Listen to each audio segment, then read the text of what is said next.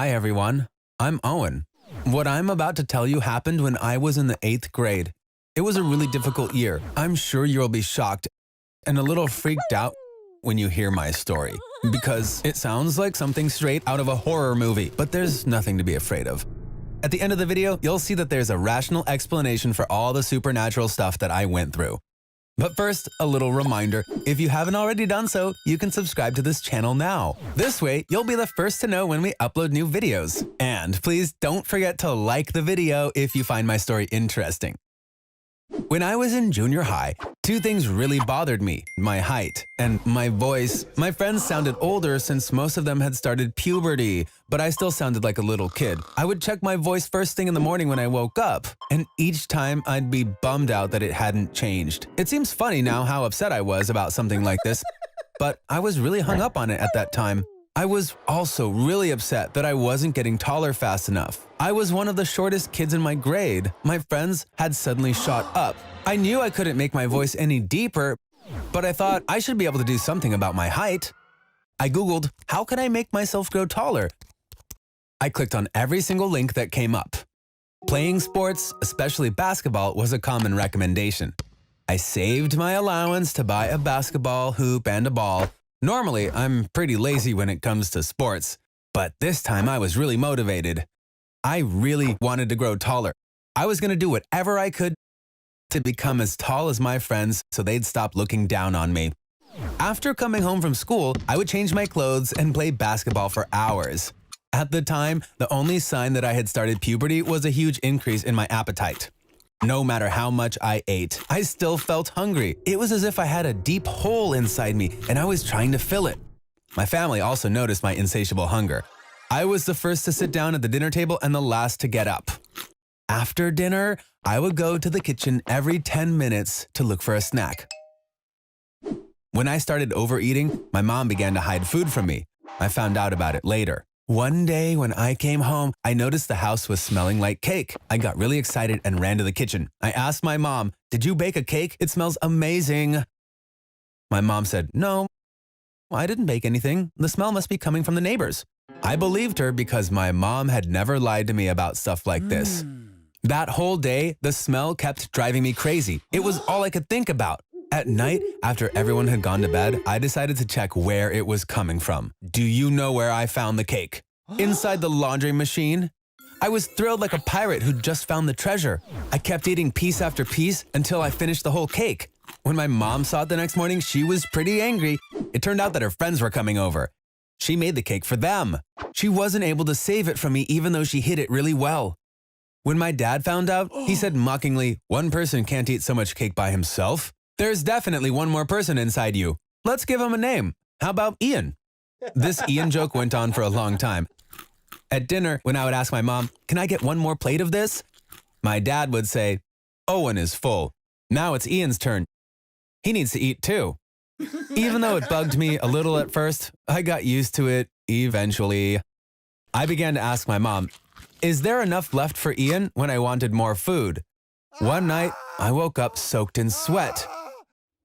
I'd had the scariest dream. This hand was coming out of my mouth as I was eating. It was holding a fork saying, me too," in a raspy voice. It was the first time I'd dreamt of Ian, the person who lived inside me. I was so relieved when I realized it had only been a dream, but the next night, Ian was in my dream again. This time, he was trying to push his head through my mouth. At the same time, he was screaming, give me food," in that weird voice of his. I woke up gasping for air. The next morning, when I talked about my dream, my dad said, "It sounds like you can't feed Ian enough. He's coming for you in your dreams," and laughed. The following night, I saw Ian yet again, but this time it wasn't a dream. Yes, I saw Ian in real life. After I brushed my teeth, I felt something in my mouth. I looked in the mirror. I saw a pair of eyes looking out. You heard that right, I said a pair of eyes. Ian was looking at me from inside my mouth. You have no idea how scared I was. I couldn't run and tell my parents about it because it was ridiculous. I was so scared I couldn't fall asleep for a long time. Finally, I convinced myself that I had dreamt it. That's how I calmed down and was able to fall asleep. Unfortunately, I started seeing Ian even more frequently after that. Sometimes I'd hear his voice too. He was constantly asking for food. When I'd wake up in the morning, I would check inside my mouth with my phone's camera to see if he was still there. And when I'd see those scary eyes, I would immediately close my mouth. Now, I was sure Ian was real and he lived inside me. I knew my parents would think I was crazy, but I decided to talk to them anyway. When I told them what was happening, at first they laughed. But when they realized this was no joke and I was dead serious, they panicked. My dad said, "That can't be happening." I made a silly joke, and it went on for too long. "It's all my fault. Let's not talk about this ever again," he said. To convince them, I said, "Look inside me. You will see Ian for yourself," and opened my mouth. My mom said, "Owen, I'm getting worried. Please don't talk like this." When I insisted, she had to take a look. But she didn't see anything. Unfortunately, I was the only one who could see Ian. The next day, we were in the waiting room in a hospital. Without wasting any time, my dad got an appointment with a psychiatrist, that is, a mental health doctor. The doctor asked me many questions. He didn't comment on whether what I was seeing was real or imaginary. He just kept nodding and taking notes. I later found out that the doctor told my parents Owen is, of course, hallucinating. However, apart from the hallucination, he doesn't have any other symptoms of a specific mental disorder. There must be another reason for this. We can't start treatment before we identify what that is. And he asked us to come back in 3 days after he had done some research. Nothing changed in my life in those 3 days. I kept seeing Ian inside my mouth. He was asking for food all the time. I was eating huge amounts of food to satisfy him. I had begun to eat enough for 3 or 4 people. Perhaps there were other people inside me in addition to Ian. When we went to the psychiatrist again, there was another doctor with him.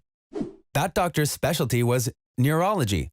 That means he treats diseases of the brain and the nervous system. He examined me as well. He made me tell him my story. "Did you recently get hit in the head?" he asked. After the examination, they put me inside a huge machine and scanned my brain. We'd get the results the next day. They wanted us to be at the hospital early in the morning. The next day when we arrived, we saw that there was another doctor in the room alongside the psychiatrist and the neurologist. His specialty was disorders of the stomach and the digestive system.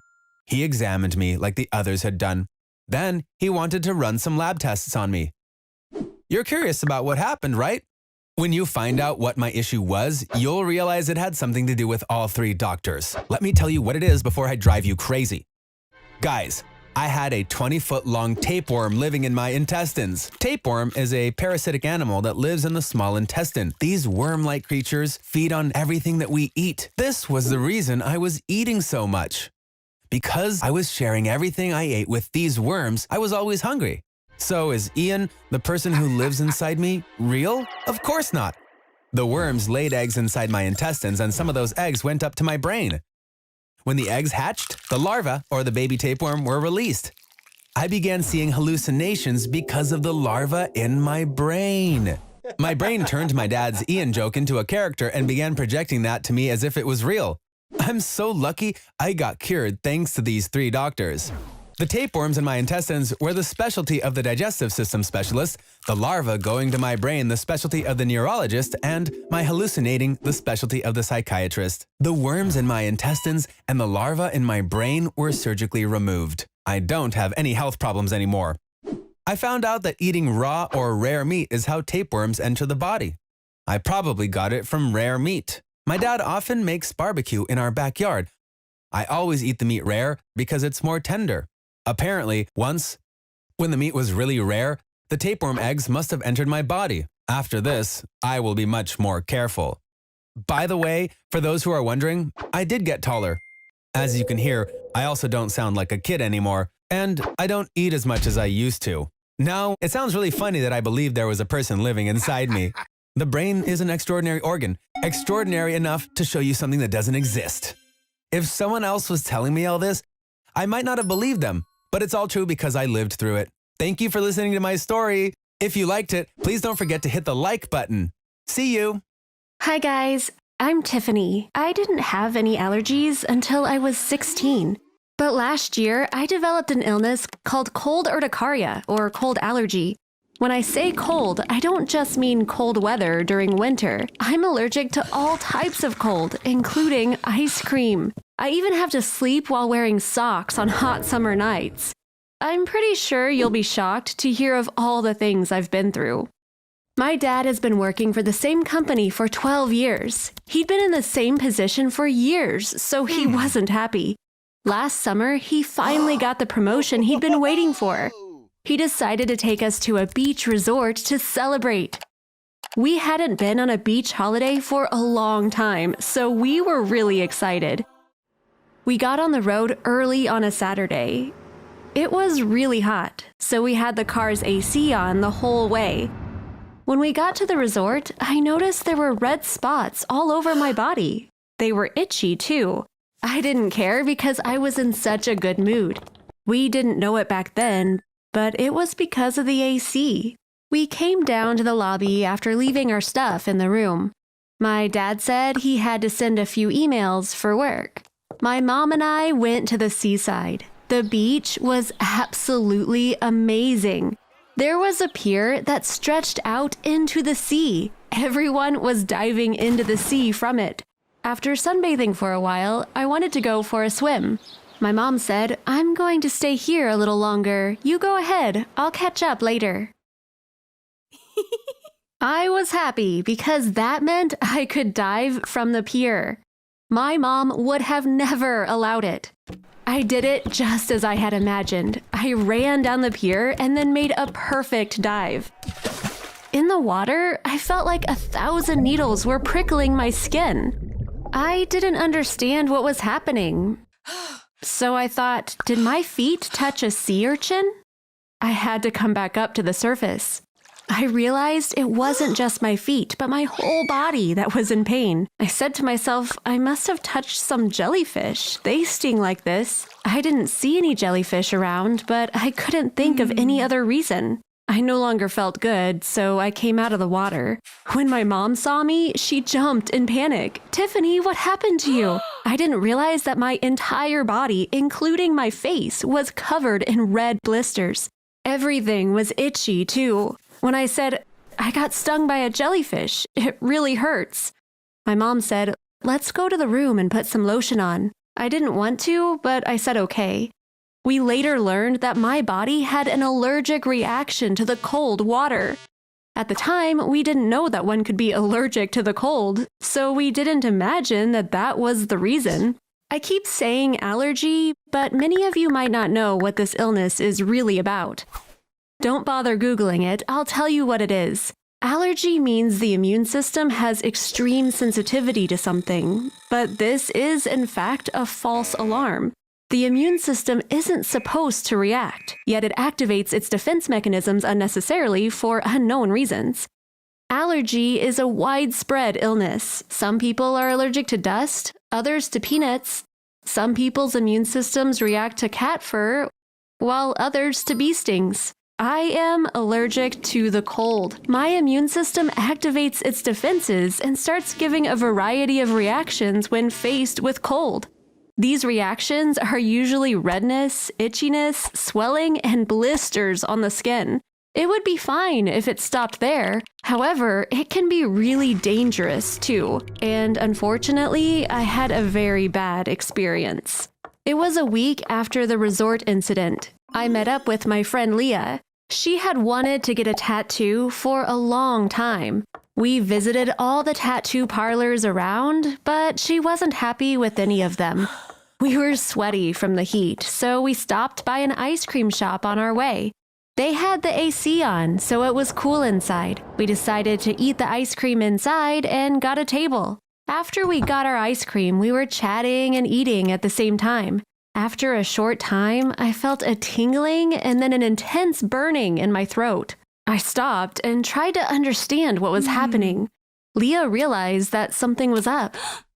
"Tiffany, are you okay?" she asked. All of a sudden, I wasn't able to breathe. I felt like there was something in my throat and it was blocking the air from coming in. I held my neck with both hands. I opened my mouth really wide to breathe, but no oxygen was passing through. The last thing I remember before I passed out was Leah screaming, "Something happened to my friend! Please call an ambulance! Please hurry!" I was at the hospital when I opened my eyes. My mom, my dad, Leah, and a doctor were there. Everybody was happy to see that I was recovering. What happened to me? I asked. The doctor smiled. You said you couldn't breathe, but everything looks normal. I think you had a panic attack, so the reasons for this must be psychological. Get some rest. You'll be fine tomorrow, he said. My parents and I weren't satisfied with the panic attack explanation. On our way home, we decided to visit another doctor to get a second opinion. We went to a really famous doctor. He did a comprehensive examination. He listened to me carefully as I told him what happened. Finally, he said, I don't think this is a panic attack. He did a bunch of tests afterwards, but he wasn't able to give a diagnosis because all the test results came back normal. One day, when I was at the supermarket with my mom, she said, Can you get some frozen peas? I'll grab some milk and eggs. I'll meet you by the cashier. I went to the frozen food aisle. I opened the huge fridge. It was really cold. I looked for peas for like 15 to 20 seconds. I grabbed a pack once I found them. Then I closed the door of the fridge. That's when I started itching. I had red spots all over my arms. I took out my phone and looked at my face. It was also covered in red spots. I realized what was happening. I ran to my mom. She was shocked to see me that way. I teared up and said, Mom, my problem is the cold. Cold stuff does this to me. And started crying. Yes, I had diagnosed myself. We immediately went to a dermatologist. He agreed with me when he heard my story. This is called cold urticaria. It's also known as cold allergy. It's very rare. I've only seen 3 cases so far. You're the 4th. But I need to do a test to make a definite diagnosis, he said. The doctor gave a small ice cube to my mom and said, Put this on Tiffany's arm for a few seconds. My mom did as the doctor said. It felt prickly where she put the ice. Ice does normally hurt, but this was really painful. Afterwards, my arm swelled up and had red spots. It was itching really badly, too. The doctor said, You can remove the ice. Unfortunately, this is the worst case of cold allergy I've seen so far. So it was official that I had a cold allergy. Honestly, the diagnosis didn't make much of a difference in my life. Because there is only one cure for this allergy, staying away from cold weather and cold things. You can take allergy medicine, but like with most allergies, it's not very effective. You know that I had problems during the summer, so imagine how it would be in winter. Last winter was so difficult. My mom drove me to and from school. She would heat up the car before I came out of the house. I spent very little time outside, but I still had to wear really thick clothes. I looked like an astronaut. I had a hat that covered my whole face, a really tight scarf, a really long jacket that was filled with goose feathers, thermal tights, a really thick pair of pants, and thermal gloves that you'd usually wear when skiing. Even with all these precautions, I still had 3 or 4 incidents throughout the season.